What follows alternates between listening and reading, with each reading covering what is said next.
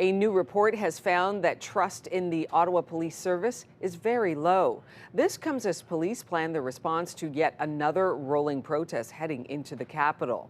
They've got to get it right. They're planning away, and it's a much stronger approach this time around. Joining us now is former member of the Ottawa Police Services Board, Rawlson King. He's the city councillor for Rideau Rockcliffe. Good morning to you, Councillor King. Good morning.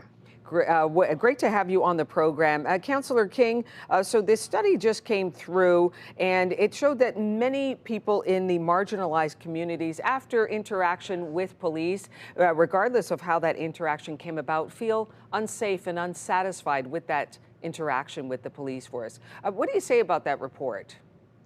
Well, I'm actually not surprised. I think the fact that implicit bias exists in the police service is not a surprise to anyone in the Black and the Indigenous communities in Ottawa. It's not a surprise to myself. You know, implicit bias is the unconscious differential treatment of another person based on a number of discriminatory factors. That includes race, that includes nationality or disability or religion or color. And it exists in our society, and therefore it exists in our police service in equal measure. So I'm not surprised that this was found in that report by criminologists at the University of Ottawa. It's something that I saw in terms of analysis at the police service when I was on the Police Services Board. Councilman King, what would you like to see done with this report as far as police reaction to it? Well, police can really only achieve real change if we reduce negative encounters with residents that erode trust. So it is important and imperative that officers are trained in a baseline understanding of implicit bias and how that impacts thought processes when they're on the beat, on the street. And this means that the OPS needs to continue to implement such training through its equity, diversity, and inclusion efforts. And when I was at the Police Services Board, we were really undertaking the beginning of that process. In my estimation, too, the police service also needs to recruit more people who are reflective of the communities that they serve so that they can reduce implicit bias when interacting with marginalized communities.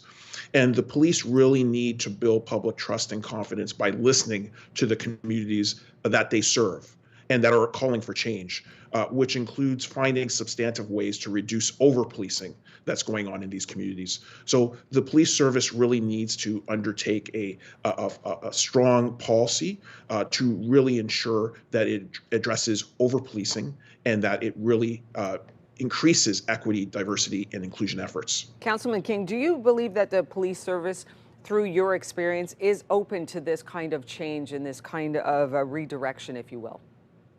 I think the police service will see change if the community has meaningful input into suggesting changes in terms of process. And that's what I was trying to undertake with other members, former members of the Police Services Board while I was there. I think it's important for us to actually listen to communities and to work with communities. I also think it's important that we take a larger view of community well-being. And that involves the city actually working to address issues such as poverty reduction and improving mental well-being, which we were attempting to do when I was at Police Services Board. So we're not criminalizing communities unnecessarily. And I think that that's part and parcel of what we saw in this report. Many of the communities are criminalized because of poverty, because of mental well-being issues. And that shouldn't be the case. We should treat poverty with poverty reduction, and we should treat mental wellness issues through proper health care. And that's what the city really needs to undertake and do. Councilman King, we've got the Rolling Thunder motorcycle demonstration that's going to be rolling through the city this weekend. Do you believe that the police force is prepared for this? Well, at this time, the police service has been saying the right things, and they have to ensure that this demonstration does not bring chaos to the city. So breach of peace by protesters, and I believe I was hearing that from Interim Chief Bell yesterday, will not be tolerated, and incidents of hate crimes must also not be tolerated. It's important that the police enforce the law And while people have a right to peacefully protest, they don't have a right to do that with a vehicle.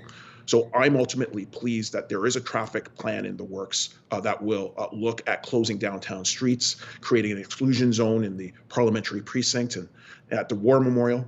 And I'm also pleased that the police service is being proactive in this case, learning from the past, and is cooperating with the RCMP and other provincial and municipal police forces at the outset to ensure that any breach of peace undertaken by any demonstrator will have consequences. Councilman Rawlson King, Rideau Rockcliffe Councillor, we appreciate your time. Thank you so much for spending a few moments here on our show this morning. Thank you.